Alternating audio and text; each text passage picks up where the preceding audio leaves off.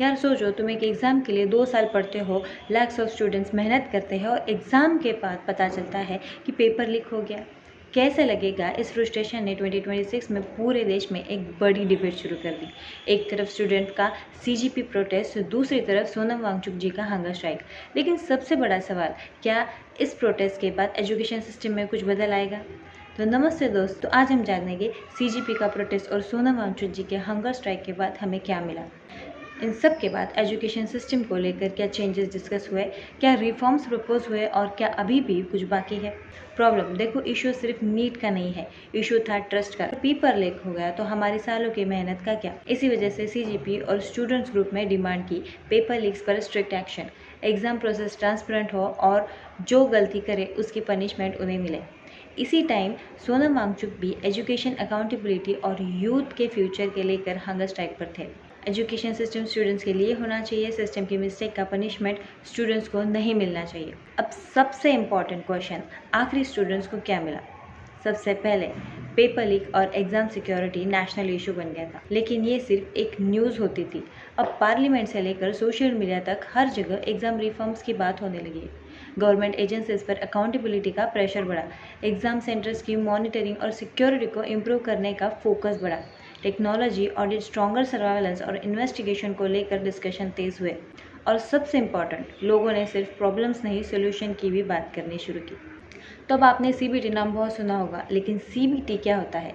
CBT का full form है computer based test, यानी पेपर और पेन की जगह एग्ज़ाम कंप्यूटर पर हो गई। सोचो, अगर क्वेश्चन पेपर पर प्रिंट ही नहीं होगा तो उसके लीक होने का रिस्क भी काफ़ी हद तक कम होगा। क्वेश्चन इंक्रिप्टेड फॉर्म्स में एग्जाम सेंटर्स तक पहुंच सकते हैं, बायोमेट्रिक वेरिफिकेशन की जा सकती है, एआई से सस्पिशियस एक्टिविटी मॉनिटर की जा सकती है और रिजल्ट भी कॉम्पिटिटिवली जल्दी आ सकते हैं।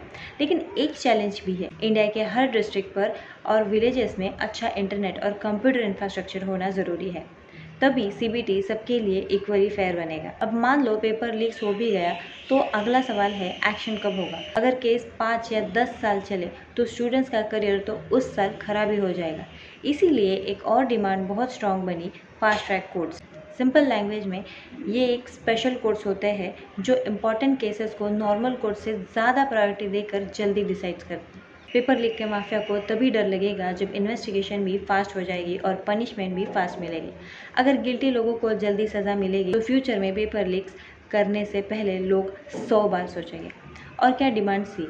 इसके अलावा एक्सपर्ट्स और स्टूडेंट्स ने और भी रिफॉर्म सजेस्ट किए। पेपर लीक होने पर टाइम बाउंड री exam, independent technology audit, transparent investigation report, better security eight exam centres, AI based monitoring, biometric attendance, encrypted digital question papers और एग्ज़ाम एजेंसीज की अकाउंटेबिलिटी। लेकिन एक बात ऑनेस्टली समझना ज़रूरी है, हर डिमांड अभी इम्प्लीमेंट नहीं हुई है। कोई रिफॉर्म्स डिस्कशन में है, कोई पॉलिसी स्टेट और एग्ज़ाम के हिसाब से अलग है और इम्प्लीमेंटेशन में टाइम लगेगा।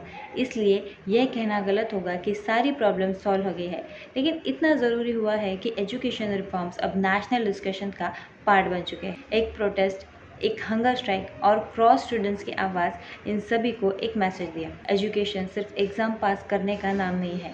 एजुकेशन सिस्टम पर स्टूडेंट्स का ट्रस्ट होना बहुत ज़रूरी है। अब देखना यह है कि क्या इंडिया फ्यूचर में एक ऐसा एग्जामिनेशन सिस्टम बना पाएगी जहां पेपर लीक्स ना हो, सीबीटी सिक्योर हो और अगर कोई चीटिंग करे तो फास्ट ट्रैक कोर्ट्स जल्दी उन्हें पनिशमेंट दे। तो क्या लगता है, क्या ये रिफॉर्म्स काफ़ी है या एजुकेशन सिस्टम में अभी और बड़े चेंजेस आने की ज़रूरत है? कमेंट करके अपनी ओपिनियन ज़रूर बताएं और अगर वीडियो इन्फॉर्मेटिव लगी हो तो लाइक, शेयर और सब्सक्राइब करना ना भूलें।